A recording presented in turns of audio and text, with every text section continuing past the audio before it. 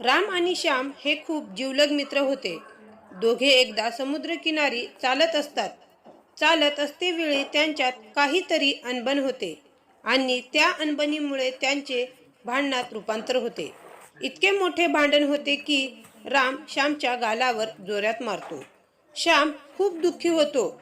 श्याम मात्र मार खाऊन सुद्धा गप्प बसतो आणि वाळूमध्ये बोटाने लिहितो, आज माझ्या प्राणप्रिय मित्राने मला गालावर मारले. ज्याला मी जीवापाड प्रेम करतो त्याने मला आज मारले.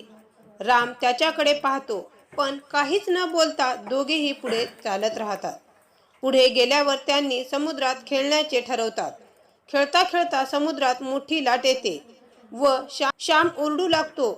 तेवढ्यात राम क्षणाचाही विचार न करता आपल्या मित्राच्या हकेला धावतो आणि त्याला तो पकडतो.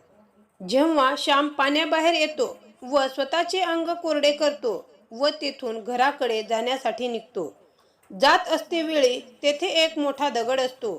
त्या दगडावर श्याम कोरून लिहितो, आज माझ्या प्राणप्रिय मित्राने मला मरणाच्या दारातून ओढून परत आणले.